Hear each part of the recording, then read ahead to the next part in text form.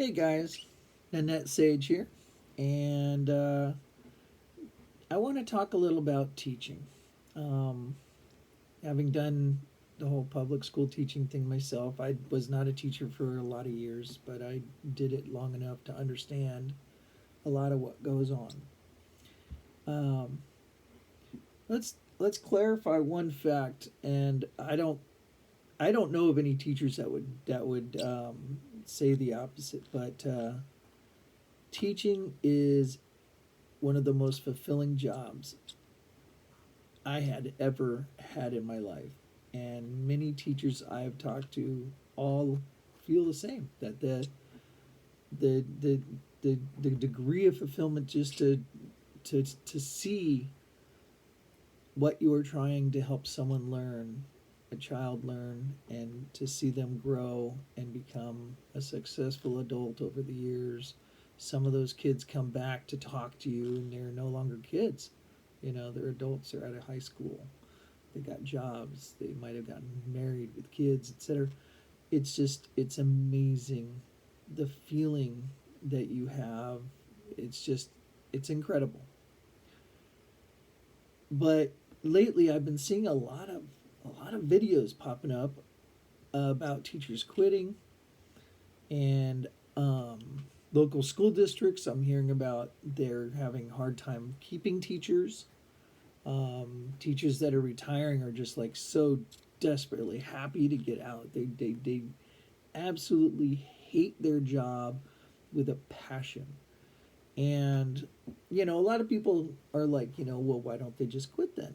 But sometimes it's not as simple as just quitting in certain environments. Now, if you live in a big city, a big community with lots of job opportunities, you're right. Teachers can quit and then just go find another job. But like when I was teaching and I was job hunting looking for a better job, teaching, better teaching position, I also was interviewing in a lot of backwater towns, little towns here and there. And what one of the things people don't understand about teaching is um, it's not just you being committed to your job and you love your job and it doesn't matter what happens, you're just going to love doing it. Even if someone attacks you, you'll be like, oh, it's okay. No, when you become a teacher and after 2 or 3 years in a school, if you get into a school and you're happy, you're going to do things like buy a house and settle down and create the roots in that community. And if it's a small community that's not, uh, real heavily financially secure, you as a teacher are going to be have one of the most secure or financially better jobs. And teachers don't get paid a lot for what they do. Comparatively speaking, when you break down all the work that they do outside of the classroom, they are not making that much money. They're making, a lot of teachers making less than $10 an hour, and minimum wage in some states is pretty high now. But teachers making $6, $7, $5, $6, $7 an hour because when you have your job teaching, the jobs that I interviewed for, they expected we'd have the one classroom, one period that I wouldn't be teaching, but that I needed to have at least half of that period was going to be as a yard person watching over the kids.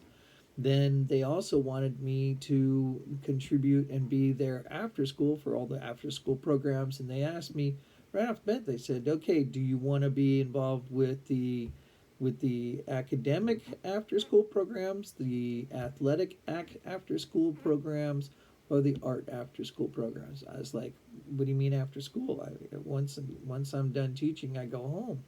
And they're like, oh, no, no, no, you're going to need to be involved with all the school activities. We got dances, we got all kinds of things going on, all kinds of, and we need the teachers are all signing up for the various activities. And so every day you're going to be here for a good hour, maybe two more, as a volunteer to help with these activities.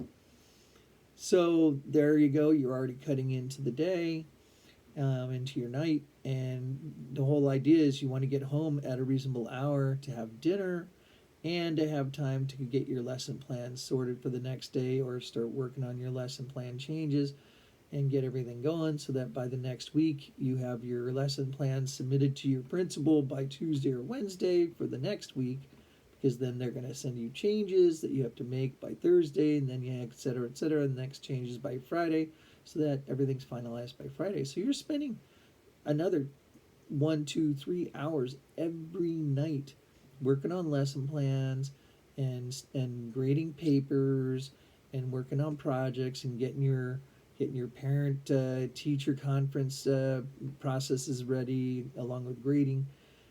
And that's not counting having to go into the class early to try to get stuff up on the walls. It's not counting the time you have to spend on the weekends trying to sort through and figure out how you're going to get resources for your classroom if they're low. So a teacher's job is closer to 16 hours a day than it is 8. That's number one. Number two, teachers, people say, oh, you got all this time this summer and all that. That's also doesn't work the way you think, because a lot of times teachers aren't making they don't have a lot of time to devote time to family. So when summer comes, that's the time that they're going to have to do all the fixing of the things in the house and doing all kinds. By the time they're done with summer, they didn't have a vacation. They did all that stuff that other people do when they get home on their house. And, trimming of the trees, planting the bushes, cutting down bushes, digging up bushes, getting the sprinkler system put in. You might have a whole slew of things you got to do for your kids during that whole period too. And that's not counting when a principal comes to you and says, "Oh, by the way, this year you're going to be doing the summer school because so and so couldn't do it, and you're the newest teacher, so you're the next on the list." So the next thing you know, you're working summer school, and you're like, "Oh, okay," and I mean, you're glad you're getting paid, but now it's just as problematic trying to get everything done at home during those short periods of time.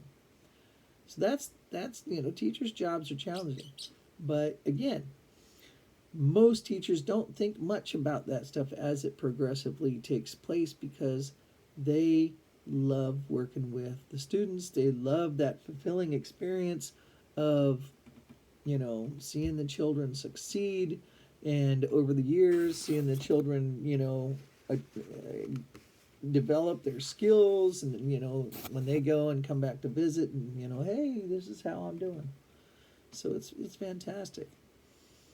So seeing so many teachers, so many videos of teachers not just quitting, but they're going on YouTube, and it's like, hey, if you're going to be a teacher, let me tell you what the truth is.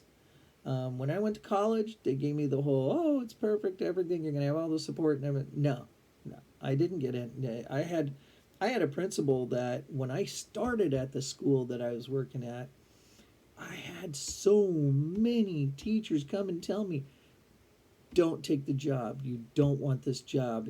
You don't want it. It's horrible. And I was thinking they're just, maybe they had another teacher that wanted it and they're upset that I got it, whatever. No, they were being sincere. The principal I had catered to the parents only, could care less what the children did in the classroom. The principal was not supportive at all. When I had parent-teacher conferences, the principal would come walk in to sit down with me, and there's the parents sitting, and the principal would just get up and say, well, all right, let me know how the conference goes, and they'd leave. And then if parents complained to the principal, they did not investigate. Instead, they'd come and tell me, I was told you're doing this. If you do it again, we're going to call the police. And I'm like, well, I shook a student's hand to say, congratulations, you did great on something. I never touched the students beyond shaking a hand to say good job on something. Whether they did great in some kind of academic thing they were doing, whether they did great in a sports thing, it's like, hey, good job. Shook their hand. Never, no hugs, no pats, no taps. Hell, I tried to not even get near the students when I could. I did not weave in within all the tables and the chairs and everything. I did not do that. I walked around the edge of the room against the wall to avoid being even close to the students. But yet, I shook a student's hand one day because they did great on a decathlon thing they were doing or something, and another student went and told the principal that I sexually assaulted that student because I was touching them. And I told the principal, I shook their hand. And the principal said, I don't care. The police have been called. The investigation's going to be taking place, and the police will decide if we need to go further from today. And I had to go to the principal's office, meet with the principal, meet with the police. I told the police, showed them what here's what I did. The officer looked at me, looked at the principal, and the officer said, I don't think there's anything here to worry about, and they left. The principal looked at me and said, I don't want to hear about another student claiming that you sexually assaulted them, or you will have your teaching license revoked, and I will see to it that you will spend jail time. I was so scared that when they did that, for the rest of the year, I left my door to my classroom open. I never closed the door, even on cold days. I told the kids, bring jackets. That door will not be closed. That stays open so that anybody that walks by. I asked for cameras for my room. I said, can I have cameras put in the room? You could have them facing me. You could have security people in the room watching me. I don't care. But I was so scared. I was shaking. Sunday night would come up and I didn't sleep because I was thinking about I have to go back on Monday. And then other things would happen. I had an experience where one child of a cultural background, we'll say cultural background. I had a child of a cultural background, and I had one other child in that class of the same cultural background. Well, one of them was tormenting the other. They were sticking them with pins. They were poking them with pencils. They were scribbling all over their work. They were doing all kinds of mean things to the other one of the same cultural background. So I had them sit further apart from each other. I was not allowing them to sit next to each other. I even asked the one that was being tortured, I said, do you want to sit next to this person, or would you prefer to sit away from them? And they said, please, I don't want to sit next to them. So I separated. They were on the same table, but they were no longer within reach of each other. And my principal comes into the room in front of my students and says that I am segregating students of like race or something. I can't remember exact words, but they told me, I got a message there, I'm trying to figure out what it is. They told me that I cannot separate them because I am not allowing these two students of the same cultural background to be close to each other, that I'm not allowing them to associate with each other. Now, mind you, one of the students didn't want to be near the other one because the other one was he was academically inclined, did great, his grades were going really well, and the other one was the opposite. And the other one was a bully, and the other one was tormenting that first one. And I was told I was segregating, or I was doing something racially segregating my students. And the principal said if he hears about me doing it again, they will have a meeting with me, and I might end up being terminated for bigotry and racism. This is insane. I mean, and this is going on because what happens is you have elected officials in the school district, and they are the superintendent. The superintendent's elected official, so they're going to do everything they can to keep problem parents happy, and what they're going to do is a parent will, traditionally in the past, parents would go, and they'd go to the school, and the vice principal would meet with the parents. What's wrong? What's going on with your kid?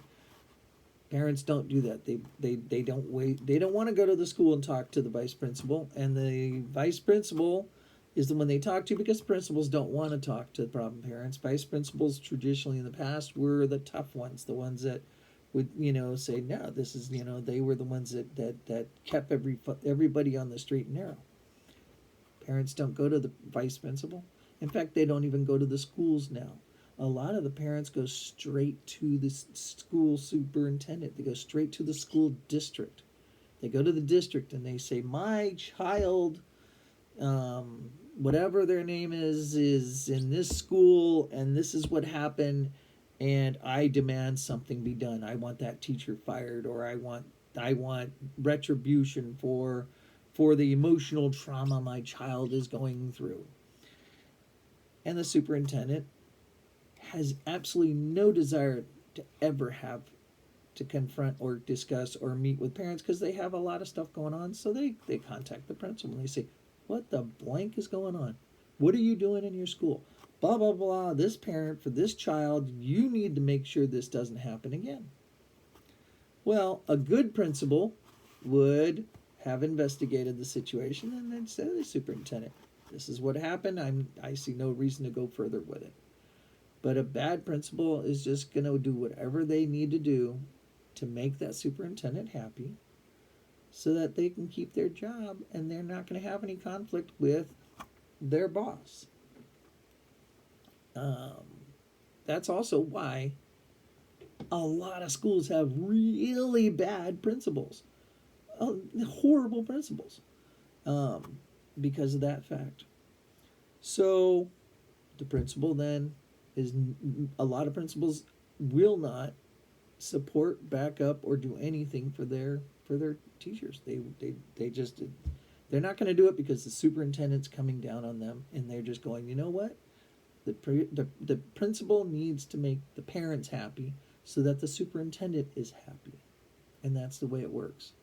And so if there's good students, like that student that was doing well academically, they're going to suffer because the student that is not doing academically's parent contacts whoever they need to get something resolved.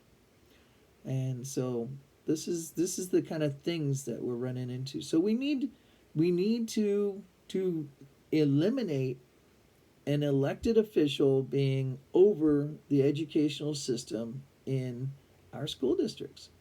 You got to stop having an unelected school superintendent. That superintendent needs to be a hired official, and I'm not sure how the hiring structure would be done, if it's the mayor or the governor, whatever, but they need to be a hired individual.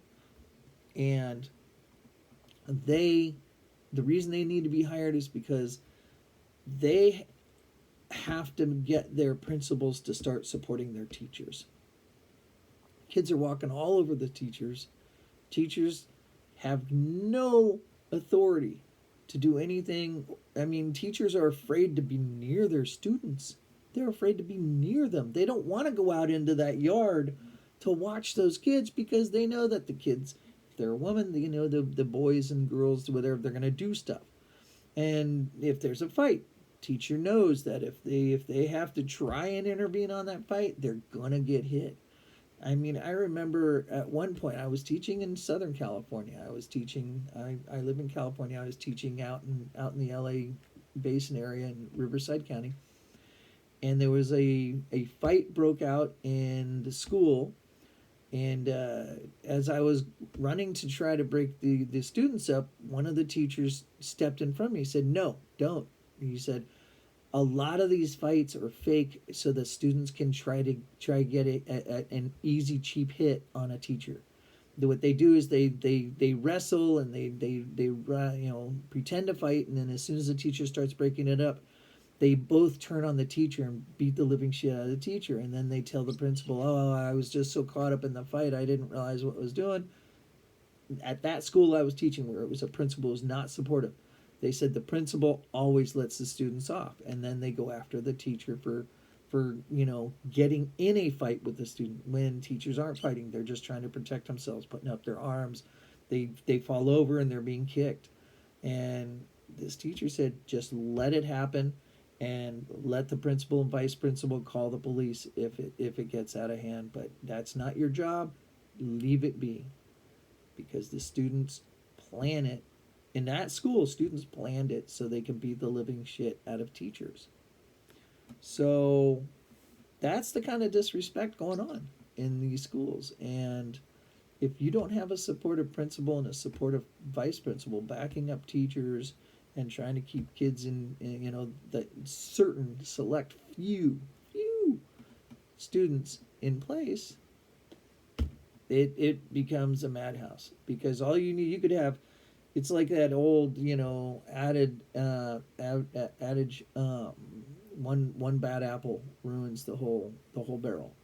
You could have, you know, a whole bunch of great wonderful fruit, and you just need that one down in there in the middle that's starting to mold, and that mold will just and destroy the whole barrel. And that's the problem, is teachers have those few students that just, you know, love doing whatever they're doing, love causing trouble, and it's prime for them now, because the teachers, all they could do is just stand there and, you know, keep teaching as if they're a robot. You know, the whole class could be back there climbing around on the tables and flipping the tables over and drawing on the wall and painting on the floor, and the teacher would just continue with their lesson, hoping that at least someone in that classroom is learning. Because if the teacher goes out there to try to stop the students from doing what they're doing, God forbid, if they touch even one of those students, they could be brought up on charges for assault. They could be brought up on charges for sexual harassment. They can be brought up on all kinds of different things. And now, you know, here in the community I live in, we had a teacher that was accused of something in another town. It was proven that they weren't guilty for what they were accused of. That teacher, it was all completely proven. But yet that teacher's life was made miserable in that town because of an accusation that was proven to be false. The teacher came to our town. Someone found the article on the internet about the accusation, and the teacher was run out of town by the parents and the superintendent, because the teacher's like, it was proven I didn't do any of this. But the kids kept doing things and telling their parents, and the parents kept contacting the superintendent, and the superintendent said, we're gonna have to suspend you pending an investigation of what took place. And then the teacher's like, nothing. Here's all the evidence from that community and from that school district and from the investigation that shows nothing happened. And the superintendent was like, I understand, but we need to do our own investigation to make sure it's all clarified. Teacher's like, if I'm going to be suspended without pay, I can't work here. And they quit. That's how easy it was to get rid of another teacher. Teachers aren't getting the support they need, and it all starts at the top with the superintendent. I loved my students. I loved them dearly. They were amazing. But I had two out of all my classes, two students that turned my life into absolute hell. All because I had a principal that just had no spine. Oh, duh. Thanks. Hopefully you'll oh gosh, I don't know if you're gonna like this video. I have done other educational videos. I do think classroom sizes should be 10 students or less. And I think teachers should have the same students for 4 years, except for maybe the last year they'll have two, senior and junior, you know, one teacher for those 2 years. But I think kindergarten, first grade, second grade, third grade, those 4 years, same teacher. Kindergarten, first, second, third, and then fourth, fifth, sixth, seventh, same teacher. 8th, 9th, 10th, maybe even 11th, same teacher, and then single teacher on the 12th. Point is, 10 students, same teacher for 4 years. They're going to build a bond, they're going to build a relationship, and the teacher will have the respect that they're striving for, because those students will eventually develop that bond. I'll do another video. I want to talk about teachers, basically why so many teachers that are teaching. I'm going to do another video in a few moments um, about why so many teachers actually suck and why, schools have some really, really horrible teachers too. So in the meantime, like the video, subscribe, and watch for more videos. And these are just life experiences and stuff I want to share. Thanks. Bye. NanetteSage. That's me. Thanks. Bye.